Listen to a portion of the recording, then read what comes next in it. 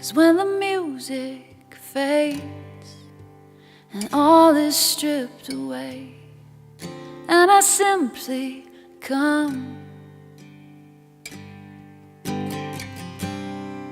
longing just to bring something less of worth that will bless you. Happy Feast of the Holy Family on this Sunday. What's great about celebrating Christmas as Christians is that we don't celebrate for one day and then move on, but we celebrate for an octave, for 8 days. And our church gives us these 8 days to go more intensely into the Feast of Christmas. This Sunday, we have the Feast of the Holy Family, the feast of the love of Joseph, of Mary, and of Jesus for one another, and of the family life that they had together. And this family life was not always easy, as we read in our Gospels.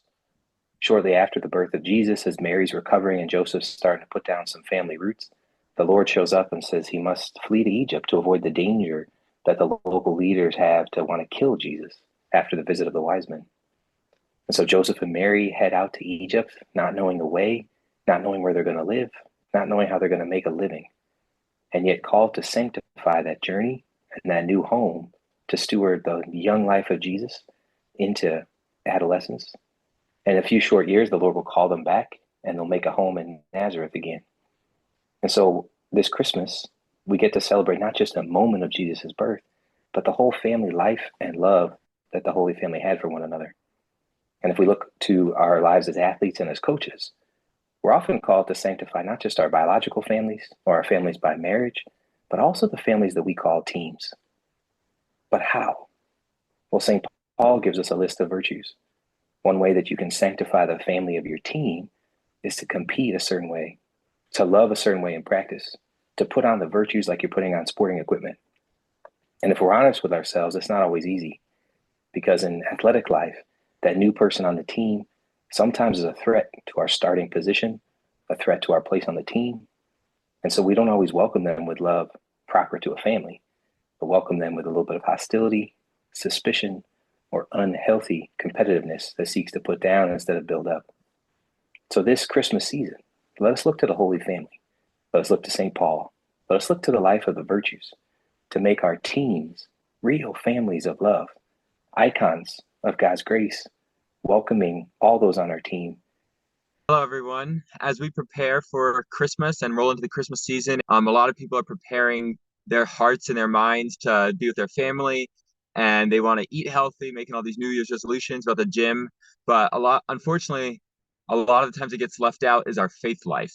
And what can we do in our faith life, especially during New Year's and throughout our whole life, really, but to incorporate our faith into our daily life? And who better to look as a model for this than the Mother of God, the Blessed Virgin Mary? She's just so humble. Just her initial yes, her fiat to the Lord is just incredible. And if every day we just gave part of our yes to God, that would work just immensely in our lives. At home, if you're married with your families, at work, on the sports field, wherever you are, just saying yes to God, whether that's daily prayer, daily mass, adoration, confession. Mary said yes. She said, "Be it done unto me according to thy word." And if we can give that same yes to God each and every single day, whether it's short, long, quantity does not matter, but quality and spoken from the heart. Yes, Mary was sinless. She was full of grace, but we can also too be full of grace. So I encourage you all. I constantly ask the Lord to just bestow graces upon me, just keeping me safe while I drive, just keeping me every day when I wake up, another day.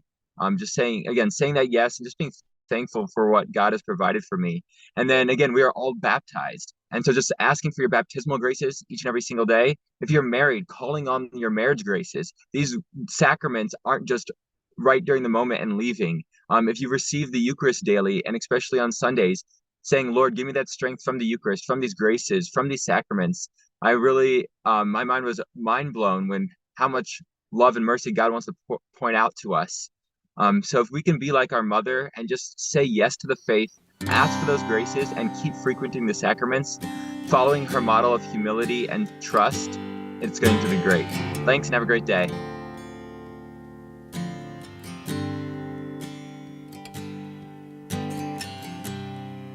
When the music fades and all is stripped